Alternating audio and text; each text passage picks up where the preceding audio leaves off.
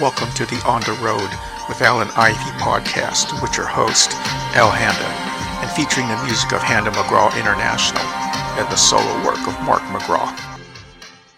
In this episode, I'll discuss homeless literature by Jack London and George Orwell, and read an excerpt from my book, On the Road with Al and Ivy, the Anthology, Volume 1, 2016 to 2018. George Orwell saw Jack London as a person who understood fascism because of his atavistic Darwinian sensibilities. He also admired London because he was an unreliable socialist who didn't strictly follow the party line. They both went into slum areas and lived among the poor and homeless to write about it. This genre of literature isn't a new phenomenon, particularly the first-hand experience type. London did it after becoming a successful writer and took the precaution of creating a safe house during the early phase of his research. And one couldn't fault that, as the intent was to create a first-hand account rather than a memoir. He wanted to understand slum life in London, and what he saw deeply affected him. This was clear later in the book when he wrote about his feelings about the economic system that made the existence of a destitute class possible in a supposedly wealthy society. His book, titled People of the Abyss, focused on people and their stories, and how poverty can shape a lifestyle that traps people. Even more importantly, he was smart enough to realize that the destitute were divided into several subcultures, not a single group. George Orwell, who was inspired by London's book, engaged in similar forays into poverty zones, and developed a similar take in his book, Down and Out in London and Paris. Like his predecessor, the descriptions were detailed, remarkably free of judgment or preaching, and more powerful because of that. The descriptions of privation in their books didn't affect me that much after I became homeless in 2016. A typical lunch before that time was often just beans, cheese, and bread. I didn't necessarily think that having to eat a can of pork and beans in a car was really a hardship.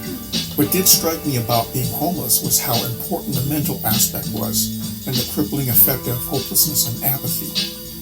The scariest moment wasn't due to the crime in the area or any physical threat. It was when it finally hit me that the situation could be my life and future. Neither London or Orwell had a similar realization, as both could leave any time. There was never a moment when they felt trapped in that life. However, both recognized that feeling hopeless was crippling, and that the transient lifestyle accentuated that emotion. In one instance, London tried to sleep outdoors, then try to find a job in the morning. Instead, he had to join the multitude who were constantly chased out of doorways and parks, and found that the police would finally let them sleep when the parks opened during the day.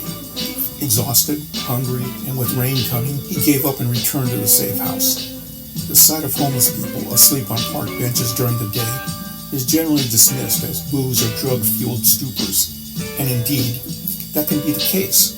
Just as often, though, they probably had to stay moving during the night, but for different reasons than London described.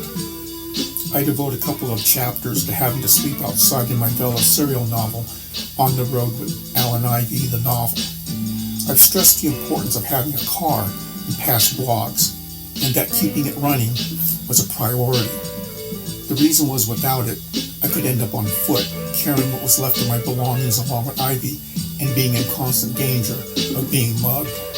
In those chapters, I reconstructed the night routines of various people I saw. I know about it because during a 6-week period when my car was broken down, I had to think about what would happen if it was towed. At least one store manager is trying his best to get the police to do that. So I watched the night people, where they went, their routines, where the safe areas were. I didn't really think that it would stay that way for long if it came to becoming a backpacker, which is what walking homeless were called. A couple of RV and car homeless would have taken me in if that happened. The problem was that it was an option only if they were still around. For example, a couple and another woman who were part of an enclave would dog sit Ivy so I could try to get a job, but the couple was chased out of town by the sheriff's department, and the woman disappeared soon after the police began ticketing her van. So within 2 days, no more dog sitters. That's how unpredictable life was out there. I had to assume that if my car was taken, we could be on our own for some time, and that it was dangerous to wander around without any plan or knowledge of the night scene.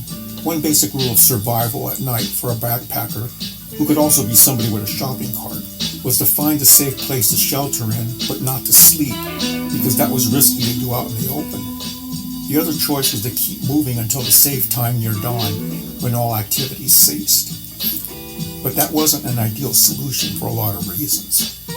The stereotype of a transient sleeping in a park was described in London's book and is still seen today.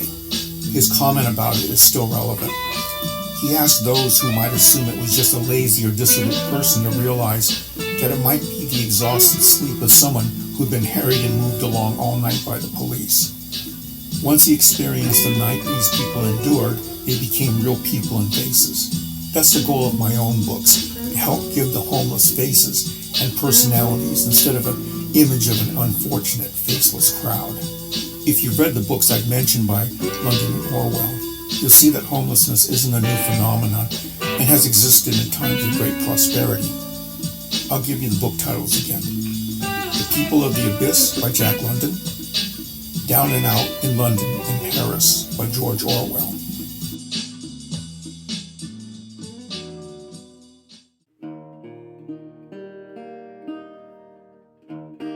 I'm going to read an excerpt from my book, On the Road with Alan Ivy, the Anthology, 2016-2018. Ebook is available on Kindle Unlimited and is free for members or can be purchased on the Amazon Kindle website. Each of the chapters were titled by date and listed the topics in that original blog entry. What I'm going to read is one of the topics from Chapter 1, July 30th, 2016, titled The Kind Elderly Lady, also known as Somebody's Grandmother. I'm going to read it as written, but I'm going to add an explanation at one point to add more detail and to clarify one point in the narrative. I'll make that clear at the time. So, The Kind Elderly Lady. I was sitting in my car in a parking lot, checking mail and getting ready to take Ivy out for a walk. A homeless woman, looking like a decently dressed grandmother in her late 60s, was walking through the parking lot with a rolling suitcase. She then stopped and asked a passing woman for spare change.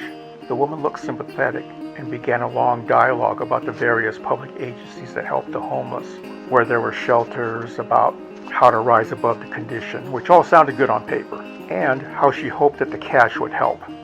By the end of the talk, the lecturer was erect, and one could say that the pupil looked as limp as a 7th grader listening to a 1-hour lecture on the 3 branches of government.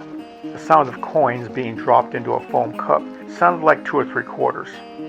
Keep in mind, I'm not making a judgment as to the giver's motive or psychology, but there is another way of seeing the incident. I saw a sincere soul, but one who only had a rudimentary idea of who she was talking to, and a destitute woman who looked like she could be somebody's treasured grandmother.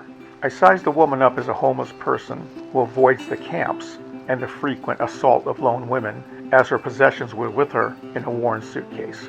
Her smell indicated one who slept outside but in hiding, given the strong scent of cement and dumpster, but hadn't dropped into apathy yet due to neat appearance and well-groomed hair. I've oversimplified, of course, for the sake of narrative flow, but having seen women who lived in camps, it was obvious she was different. The one who gave her some cash was probably a good heart, and most are.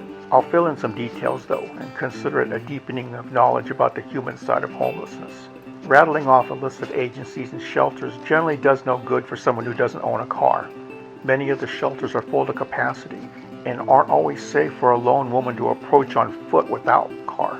Additional note, by that I mean the areas around a shelter are populated by homeless turned away for lack of space or to use drugs which aren't allowed inside. So it's not safe for a lone female walking through such areas to get to the shelter, especially at night. Continuing with the reading, I'm sure some shelter workers would disagree, but it's true. You need a car to visit the various agencies and shelters to find the ones that can help you. Plus, many homeless pretty much know all that info already. They exchange that kind of information all the time. Most of these agencies will just put you on a waiting list. I know that because that was the common answer I got when inquiring. When the woman came over to me and asked for spare change, I gave her what was in my pocket. She needed cash, and I assumed she would ask for advice as needed. I got a smile and thanks, and it did break my heart to see such a gentle soul asking for change in a Silicon Valley parking lot full of prosperous people. I still think of her once in a while and hope there's some love in her life. We homeless always pray for each other. You've been listening to On the Road to Alan Ivy. The music of Handa-McGraw International and Mark McGraw can be heard on Spotify, Apple, Amazon, YouTube, and dozens of other streaming sites. You can read my written works, On the Road Alan Ivy and Delta Snake Review on X and Blogspot, Kindle Vella, and Kindle Unlimited. Thank you for listening.